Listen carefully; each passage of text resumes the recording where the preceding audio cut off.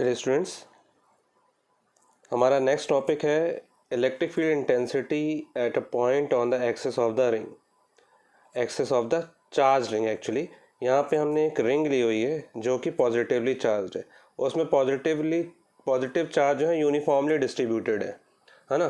तो उसकी वजह से किसी पॉइंट पे उसकी एक्सिस पे, है ना, ऑन द एक्सिस लिखा है, उसकी एक्सिस पे जो कि सेंटर से जा रही है, एक्सिस पे किसी भी पॉइंट पे हमको electric field intensity find out करनी है इस चार्ज रिंग की वजह से।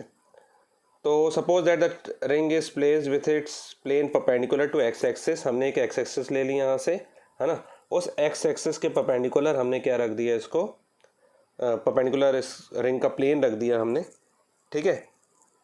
तो हमको इलेक्ट्रिक फील्ड इंटेंसिटी किसी भी एक छोटे से portion, suppose this portion small element D L की वजह से अगर हम निकाल लें और उसको इंटीग्रेट कर दें तो पूरी की वजह से आएगा, क्योंकि सेंटर से किसी एक्सिस पे, सपोज दिस एक्सिस, ये एक्सिस लाइक दिस, है ना, ये एक्स एक्सिस है, इससे किसी डिस्टेंस पे, है ना, डिस्टेंस भी हमने ले ली, सपोज यहाँ से एक्स डिस्टेंस, एक्स लिए हमने, है ना। एक्स लिए, आर क्यों नहीं लिए? अभी तक तो आर ले रहे थे। उसका रीज़न ये है क्योंकि ये कोई पॉइंट चार्ज नहीं है, ये सेंटर है। चार्जेस तो ये हैं और दो पॉइंट चार्जेस के बीच में हम कूलॉम्स लॉ लगाते हैं। और यहाँ पे ध्यान रखिएगा, ये डिस्ट्रीब्यूशन ऑफ चार्जेस यानी कि एक्सटेंडेड चार्जेस हैं, है ना। चार्ज यहाँ पे कंटिन्यूसली डिस्ट्रीब्यूट हुए हैं रिंग में, ठीक है। तो दो चार्ज के बीच में लगेगा। तो सपोज यहाँ पे कोई चार्ज है D L distance, D L एक पॉइंट चार्ज ले लिया हमने, सपोज डी एल एक एलिमेंट है जिसको हमने पॉइंट चार्ज कंसिडर करते हुए यहाँ पे हम क्या करेंगे, इस पॉइंट पी पे हम क्या फाइंड आउट करने वाले हैं, इलेक्ट्रिक फील्ड इंटेंसिटी। तो देखिए मैं इसको यहाँ पे ऐसे करके मिला देता हूँ, एक स्ट्रेट लाइन बना देता हूँ मैं ऐसे, ठीक है ना। मैंने ऐसे डायग्राम बना दिया है। तो इस पी पॉइंट पे मुझे इलेक्ट्रिक फील्ड फाइंड आउट करनी है। ऑब्वियसली इसमें, इस पॉइंट में अगर इस सेंटर से हम ले रहे हैं, एक्सेस है ये, तो सारे के सारे सरकमफ्रेंस के सारे पॉइंट से इसकी डिस्टेंस तो सेम होगी। यानी कि मैंने यहाँ से यहाँ तक की डिस्टेंस आर ली है, तो इस एक्सेस की भी आर होगी, यहाँ से भी आर होगी, हर तरफ से क्या होगी, इसकी डिस्टेंस आर होगी, है ना। तो ये वाली डिस्टेंस भी आर, तो ऑब्वियसली यूनिफॉर्मली डिस्ट्रीब्यूटेड है ये, ठीक है। तो उस पर इलेक्ट्रिक फील्ड इंटेंसिटी भी कैसी रहेगी, इस वजह, अगर मान लीजिए इस एलिमेंट की वजह से यहाँ पे ई है तो इसकी वजह से भी ई होगी। इस छोटे से एलिमेंट हर पॉइंट पे हर डी एल एलिमेंट की वजह से इलेक्ट्रिक फील्ड इसमें सेम होगी। तो हम क्या करेंगे, सब में निकाल देंगे और सबको ऐड कर देंगे। अब क्योंकि ये कंटिन्यूस डिस्ट्रीब्यूशन है तो ऐड ना करके हम क्या करेंगे, इंटीग्रेशन कर देंगे, तो सबका आ जाएगा इलेक्ट्रिक फील्ड इंटेंसिटी।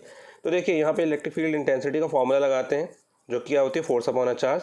तो फोर्स इस डायरेक्शन में लगेगा, है ना। यहाँ पी पे हम क्या कंसीडर करते हैं, हम एज्यूम करते हैं यहाँ पे test charge, positive test charge, जो कि इसको रिपल करेगा, यानी कि इलेक्ट्रिक फील्ड की डायरेक्शन फोर्स की डायरेक्शन में होती है। क्योंकि ये छोटा सा एलिमेंट है तो इसकी वजह से इलेक्ट्रिक फील्ड भी छोटी सी बनेगी। तो उसका डायरेक्शन सपोज मैंने ये ले लिया, है ना, और उसको नाम दे दिया मैंने डी, ठीक है। ये इलेक्ट्रिक फील्ड बन रही है यहाँ पे। सिमिलरली यहाँ से इसकी वजह से ही बनेगी तो उतनी बनेगी, है ना, सेम डायरेक्शन में, और उतनी बनने वाली है यहाँ पे भी, क्योंकि सेम डिस्टेंस है और यूनिफॉर्मली डिस्ट्रीब्यूटेड है। अब यहाँ पे देखिए, यहाँ पे d एक वेक्टर क्वांटिटी है। उस वेक्टर क्वांटिटी और ये एंगल में, सपोज मैंने बोला ये एंगल में है, और एंगल में जब वेक्टर क्वांटिटी होती है तो हमको रिजल्टेंट लेना पड़ता है उसका। तो हम इसको कंपोनेंट्स में डिवाइड करेंगे, है ना। तो कंपोनेंट्स में भी डिवाइड कर देते हैं इसको। तो कंपोनेंट्स में जब हम इसको डिवाइड करेंगे तो ये एंगल है थीटा। तो ऑब्वियसली ये देखिए, ये वाली लाइन और ये वाली लाइन के बीच में बन रहा है, तो वर्टिकली ऑपोजिट एंगल से ये भी थीटा होगा। अगर ये थीटा है तो इसको हम जब डिवाइड करेंगे, है ना, तो ये हो जाएगा परपेंडिकुलर डी साइन थीटा, है ना, जो कि पहले एलोग्राम लॉ से लेंगे हम। ये हो जाएगा डी साइन थीटा और ये हो जाएगा डी कॉस थीटा। सिमिलरली ये अगर थीटा है तो ये भी थीटा होगा, बराबर एंगल बनाएगा, सब तरफ से तो बराबर आ रहा है यहाँ पे, है ना। तो इक्वल एंगल बनाएगा यहाँ पे। तो ये एंगल भी थीटा होगा वर्टिकली ऑपोजिट एंगल से। ऐसे ही ये, इसको भी हम कंपोनेंट्स में डिवाइड करेंगे। तो कंपोनेंट्स में डिवाइड करने के बाद ये भी आपका क्या हो जाएगा, डी साइन थीटा, और ये है ना आगे बना देते हैं हम इसको डी कॉस थीटा। अब देखिए डी साइन थीटा और ये भी डी साइन थीटा, दो वेक्टर्स हैं इक्वल एंड ऑपोजिट, तो एक दूसरे को कैंसिल कर देंगे यहाँ पे, है ना। अभी हम आगे देखते हैं। सबसे पहले हम ये देख लेते हैं यहाँ ये डी एल क्योंकि छोटा सा एलिमेंट है तो इस पर चार्ज भी, इस छोटे से पोर्शन पे चार्ज भी क्या होगा, छोटा सा small element, small charge.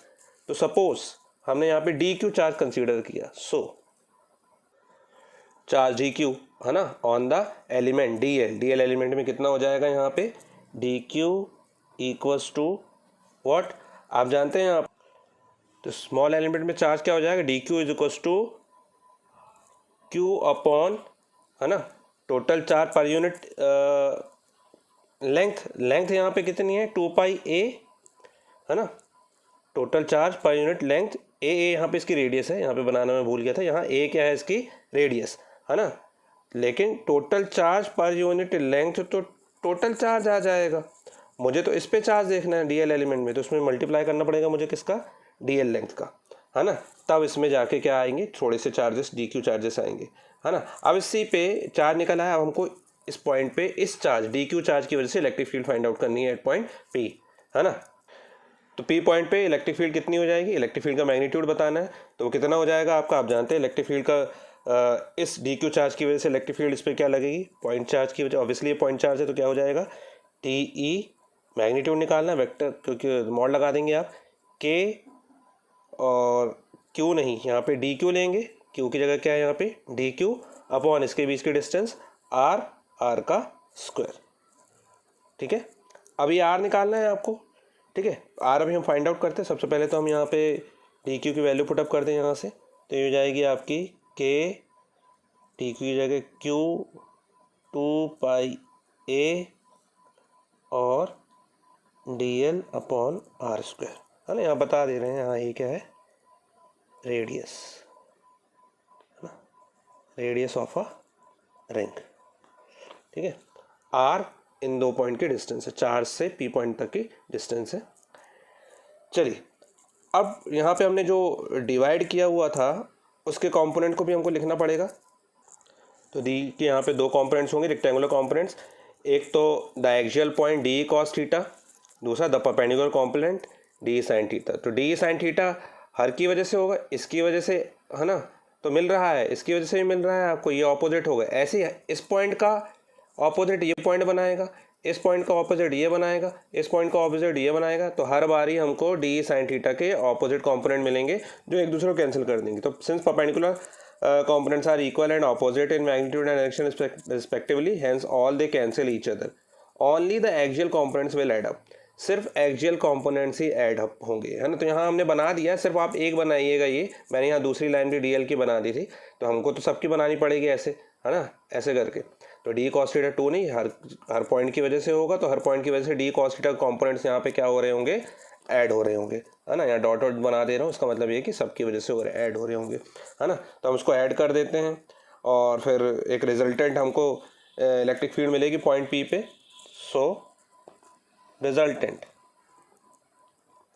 Electric field at point p, at point p, ये क्या हो जाएगा आपका ई इक्वल्स टू, हमको सबका क्या करना पड़ेगा, यहाँ पे सबका इंटीग्रेशन करना पड़ेगा, इंटीग्रेशन कर दीजिए यहाँ पे। तो और कितना करना पड़ेगा आपको, ये पूरा का पूरा 2 पाई ए है, और यहाँ पे हम देखिए, यहाँ पे हमारे पास जो इक्वेशन है ना, सपोज दिस इक्वेशन, इस पे इंटीग्रल जो है वो यहाँ पे डी एल है, यानी कि लेंथ के रिस्पेक्ट में चार्ज इलेक्ट्रिक, हमको पूरा का पूरा इंटीग्रेशन करना पड़ेगा, है ना।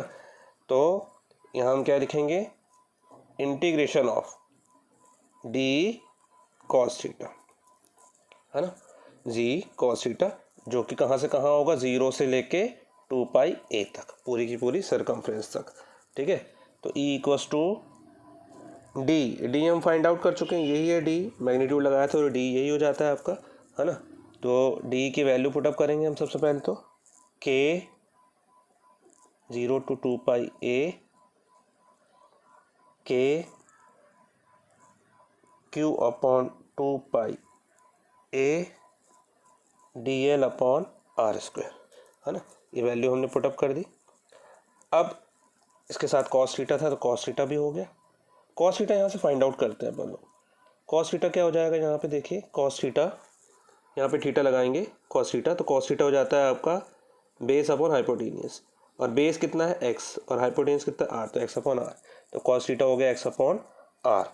यहाँ पे पुटअप कर देंगे हम, तो ये बन जाएगा आपका ई इक्वल्स टू, पहले जो चीज़ें बाहर ले सकते हैं बाहर ले लीजिए आप, है ना। तो यहाँ पे बाहर क्या क्या आएगा आपका, सारी चीज़ें ही बाहर आएंगी। के भी कांस्टेंट है, चार्ज भी ये तो है ही कांस्टेंट, है ना, और आर स्क्वायर भी कांस्टेंट, कॉस थीटा भी कांस्टेंट। कॉस थीटा थीटा से कोई मतलब नहीं है, यहाँ पे सब सेम एंगल बना रहे हैं। तो यहाँ पे सिर्फ इंटीग्रेशन होगा 0 से 2 पाई ए के बीच में dl का, है ना। अब dl का इंटीग्रेशन हो रहा है यहाँ पे, तो dl तो यहाँ, है ना, dl का इंटीग्रेशन तो ऐसे तो l होता है, लेकिन हमने लिमिट लगा दी तो हम इंटीग्रेशन कर देते हैं, है ना। तो dl का इंटीग्रेशन यहाँ पे पूरा 2 पाई a बन रहा है, फिर भी अगर हम लिमिट नहीं लगाते तो ऐसे लिख देते, कोई दिक्कत नहीं है, लेकिन हमने लिमिट लगाई हुई तो हम इंटीग्रेशन भी कर देते हैं। तो E equals to what, K Q upon 2 pi a cos theta upon are square, dl का l हो गया यहाँ पे, और ये 0 से 2 pi a। E equals to what, e equals to के Q upon 2 pi a cos theta upon are square. Cos theta की वैल्यू हमें पुटअप करनी थी, हमने कहीं पुटअप नहीं की, ठीक है कोई बात नहीं, अब कर देंगे, है ना। तो ये हो जाएगा आपका 2 पाई a माइनस 0, तो 2 पाई a। अभी नेक्स्ट में हम क्या पुटअप कर देते, कॉस थीटा की वैल्यू। तो कॉस थीटा की वैल्यू पुटअप करेंगे तो क्या हो जाएगा, आप यहीं पे पुटअप कर दीजिएगा, मैं भूल गया था, q upon 2 pi a x और आर स्क्वायर की जगह आर क्यूब, और यहाँ पे क्या है आपका 2 पाई ए। तो देखिए 2 पाई ए से 2 पाई ए कैंसिल हो रहा है आपका, तो ई जो आपका बन रहा है यहाँ पे बन रहा है के, यहाँ पे आपका K Q x upon R cube, है ना, ये बन रहा है आपका। लेकिन यहाँ पे आर क्या है वो हमें फाइंड आउट करना पड़ेगा सबसे पहले। तो आर सबसे पहले फाइंड आउट अगर हम यहाँ पे करें तो आर क्या हो जा रहा है आपका, R equals to Pythagoras theorem लगा देते हैं, ये 90 डिग्री बन रहा है आपका, तो इस पर हम पाइथागोरस थ्योरम लगाते हैं, तो ये हो जाएगा आपका, है ना, R square equals to what, A square plus X square, या फिर X square plus A square, है ना। तो हम ऐसे लिख देंगे इसको, X square plus A square, ठीक है, यानी कि आर हो जाएगा आपका X square plus A square की पावर 1/2। यहाँ पे पुटअप कर देंगे, ई इक्वल्स टू के क्यू एक्स, यहाँ पे क्योंकि हमको मिल रहा है इसलिए हमने ये आर को हमको ब्रेक करना पड़ा, x square plus A square की पावर 1/2 की भी पावर क्या है 3, तो यहाँ पे ब्रैकेट लगा के 3। नेक्स्ट स्टेप पे आप लिख देंगे के क्यू, है ना, upon x square plus A square की होल पावर 3 बन जा 3 अपॉन 2, और साथ में एक्स चल रहा है ना। ये इक्वेशन हो गई आपकी, इक्वेशन नंबर 2 दे दीजिए, ठीक है। और ये आपका फाइनल फॉर्मूला भी हो गया, लेकिन इसका, है ना, ये फॉर्मूला हो गया आपका, लेकिन हम इसमें केस लगाएंगे अब, ठीक है। केस क्या लगाएंगे कि ये x, देखिए x की टर्म में आया है, ये जो x है, ये x मान लीजिए बहुत ज़्यादा दूर होता है ना, बहुत ज़्यादा दूर, मतलब कि कंपैरेटिवली इसके रेडियस के कंपैरिजन में, इसके साइज़ के कंपैरिजन में बहुत दूर होता, तभी क्या होता, हाँ तब ये ये पूरे का पूरे रिंग कैसे एक्ट करने लगता है, पॉइंट चार्ज की वजह से की तरह एक्ट करने लगता है। लेकिन अभी पॉइंट चार्ज की तरह एक्ट नहीं कर रहा है, जब ये पी पॉइंट जहाँ पे हमको electric field intensity find out करनी है ना, ये मच ग्रेटर देन होता है इसके साइज से, तब, है ना। तो हम suppose case one if x is, है ना, x is much larger than its radius of the ring. तो उस कंडीशन में आप क्या करोगे, ये वाली जो ए बहुत छोटा हो गया, एक्स बड़ा हो गया, तो ए वाली टर्म पूरी की पूरी क्या कर दोगे आप, नेग्लिजिबल, है ना।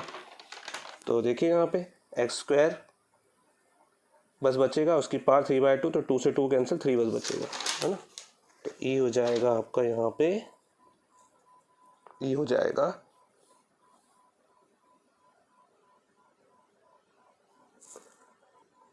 यहाँ पे, ई हो जाएगा a q x upon x q, तो ये कैंसिल हो जाएगा।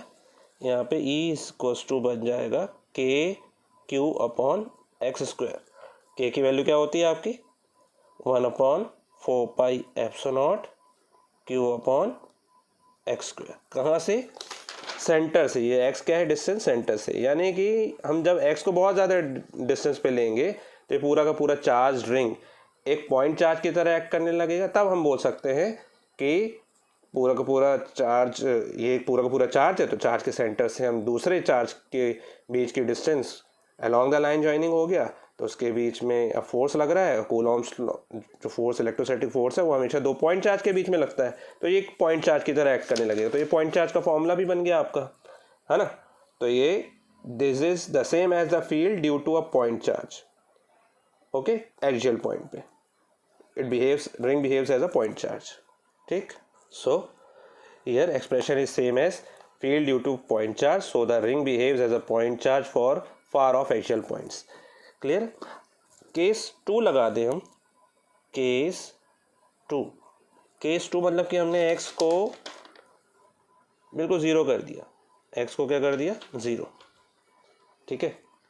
तो x को 0 कर देंगे तो इलेक्ट्रिक फील्ड अंदर कितनी बनेगी, है ना, x को 0 कर दिया, तो x को 0 करेंगे तो यहाँ से देखिए ये वाली टर्म नहीं, ये वाली टर्म भी 0 हो जाएगी, तो यहाँ पे इलेक्ट्रिक फील्ड क्या हो जाएगी आपकी 0, है ना।